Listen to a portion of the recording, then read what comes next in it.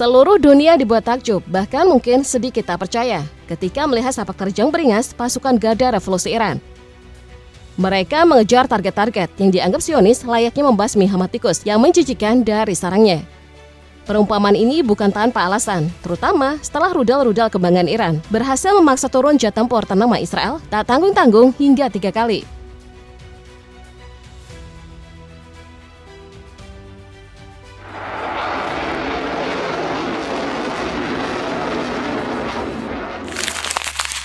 Jet tempur itu adalah F-35. Tampaknya kehebatan F-35 buatan Lockheed Martin dari Amerika Serikat tak cukup untuk memamerkan kecanggihannya di kancah Timur Tengah. Hanya sehari setelah Israel melancarkan serangan besar-besaran di Natanz, Isfahan, dan Fordo, sebuah deklarasi perang tak langsung, Teheran membalas dengan respon yang benar-benar di luar dugaan siapapun. 3 unit diantaranya bahkan ada klaim hingga 10 unit dikabarkan rontok setelah terlibat dalam pertempuran udara. Jagat maya dan berbagai media pemberitaan ramai oleh foto-foto jet tempur seharga antara 82 juta dolar hingga 110 juta dolar atau setara 1,3 triliun rupiah sampai 1,7 triliun rupiah yang tergeletak bagi anggokan besi tua tak bernilai setelah berhasil dilumpuhkan. Meski begitu, perlu dicatat bahwa kami belum dapat mengkonfirmasi keabsahan semua gambar tersebut. Menurut laporan dari kantor berita pemerintah IRNA, jet ketiga dihancurkan pada hari Sabtu. Pilotnya berhasil melontarkan diri, namun naas ia langsung diringkus oleh pasukan komando Iran. Laporan ini semakin kuat dengan unggahan dari media pemerintah di platform X yang menegaskan bahwa pilot tersebut kini berada dalam tahanan militer. Sehari sebelumnya, kantor berita Tasnim yang berafiliasi dengan Korps Garda Revolusi Iran telah memberitakan bahwa 2 pesawat tempur Israel ditembak jatuh ketika menyerang wilayah udara Iran. Bahkan mereka menambahkan detail bahwa salah satu pilot yang ditangkap adalah seorang wanita yang diduga kuat merupakan bagian dari skuadron elit Angkatan Udara Israel. Ini tentu menjadi sorotan, mengingat F-35 bukanlah pesawat tempur biasa. Jet ini menyandang julukan Next Gen Fighter berkat bekal teknologi canggihnya mulai dari jejak radar yang minim, sistem penggabungan sensor, hingga kemampuan perang elektronik adaptif yang memungkinkan pilotnya mendeteksi musuh tanpa terdeteksi sama sekali. Banyak pihak bertanya-tanya, bagaimana mungkin Iran bisa menjatuhkan jet canggih sekelas F-35? Jawabannya tampaknya terletak pada sistem pertahanan udara mereka yang kini mulai menunjukkan taringnya. Iran mengklaim telah mengintegrasikan radar jarak jauh, termasuk yang menjadi bagian dari sistem Bafar 373. Sistem ini yang mereka sebut sebagai tandingan lokal untuk S-300 Rusia, dilengkapi dengan rudal Shahed 4. Bafar 373 sendiri ditenagai oleh radar Passive Array aktif bernama Mirage 4. Bahkan di bawah 0,005 meter persegi, spesifikasi yang jelas masuk kategori pesawat stealth. Namun senjata utama dari Bafar 373 bukan hanya radarnya. Yang kini membuat Israel resah adalah rudal Shahed 4. Ini adalah rudal jarak jauh ground to air yang sanggup menghantam target hingga jarak 300 km, melesat dengan kecepatan supersonik dan dipandu oleh sistem navigasi inersia yang diperkuat radar aktif pada fase akhir. Juru bicara militer Iran dalam pernyataannya kepada IRNA menyebut momen ini sebagai sebuah tonggak sejarah. Mereka mengklaim telah menembak jatuh pesawat tempur generasi kelima milik rezim Zionis. Pernyataan serupa juga disampaikan sumber militer kepada media Tasnim, menegaskan bahwa insiden ini menjadi bukti bahwa Iran tak hanya mampu bertahan, tetapi juga membalas. Seperti biasa, Israel enggan mengakui berita yang menyudutkan mereka. Bantahan demi bantahan mereka lontarkan, meski seluruh dunia tahu ini bukan kali pertama mereka bersikap demikian.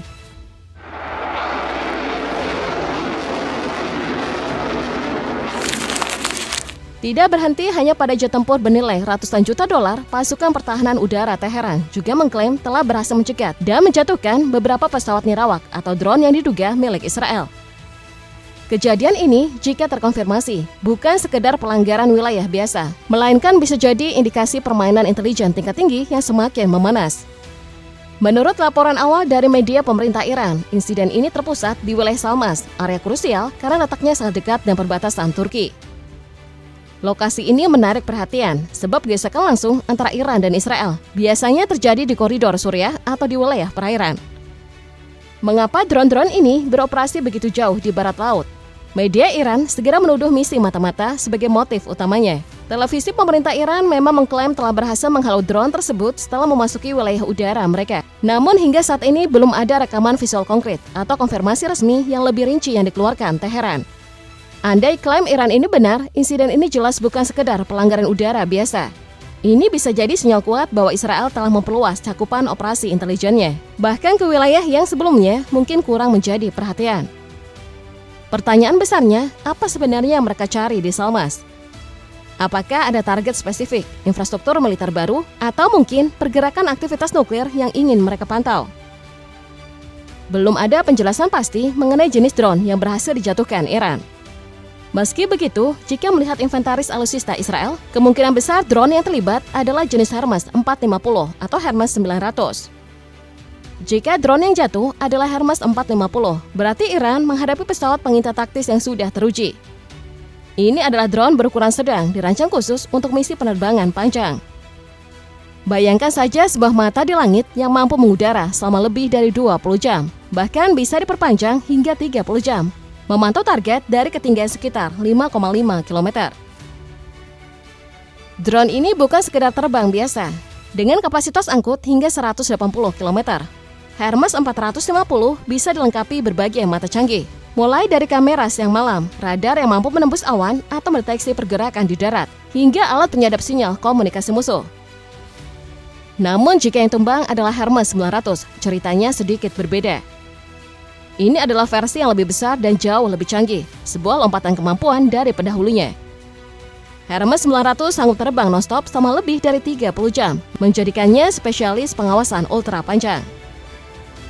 Ketinggian operasionalnya juga jauh lebih superior, mencapai 9,1 km, membuatnya lebih sulit dideteksi dan lebih aman dari ancaman darat. Dengan kapasitas muatan hingga 300 kg, Hermes 900 dapat membawa paket sensor yang lebih lengkap dan mutakhir.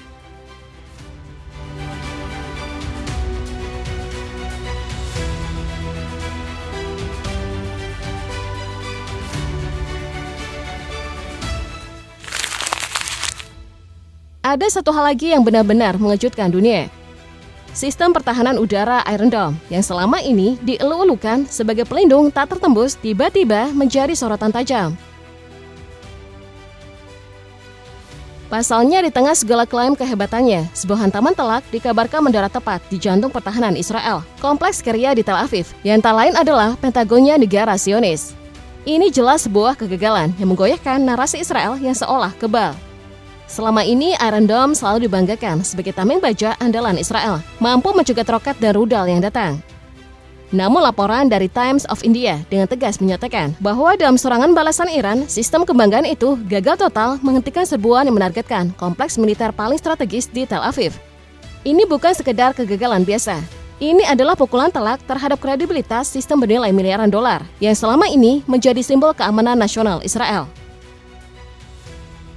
Video yang beredar luas di media sosial dan bahkan diklaim telah diverifikasi oleh The New York Times menunjukkan momen mengerikan ketika rudal Iran mendarat persis di area yang sangat dijaga itu.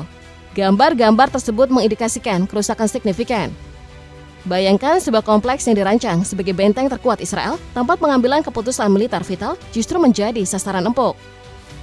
Ini adalah pesan yang sangat jelas, bahkan brutal dari Teheran. Tidak ada tempat yang benar-benar aman dari jangkauan mereka, bahkan pusat komando militer yang paling terlindungi sekalipun. Kegagalan Iron Dome untuk melindungi target sekelas Kiryat bukan hanya kerugian fisik, melainkan sebuah pukulan psikologis dan strategis yang mendalam.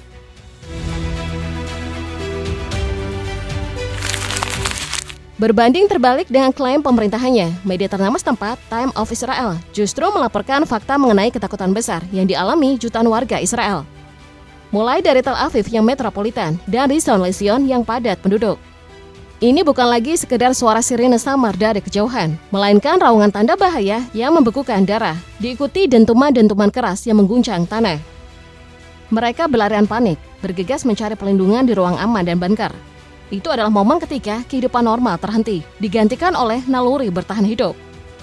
Meskipun Iron Dome bekerja mati-matian dan IDF mengklaim sebagian besar rudal berhasil cegat, laporan di lapangan justru menunjukkan sebaliknya. Rudal-rudal dan hulu ledak besar itu berhasil menembus pertahanan, tidak hanya sekali dua kali, tapi menghantam langsung permukiman warga. Visual yang beredar menunjukkan kerusakan nyata. Rumah-rumah hancur, atap ambruk, dan puing-puing berserakan di mana-mana. Ini bukan hanya deretan angka statistik, ini adalah mimpi buruk yang menjadi kenyataan di depan mata warga.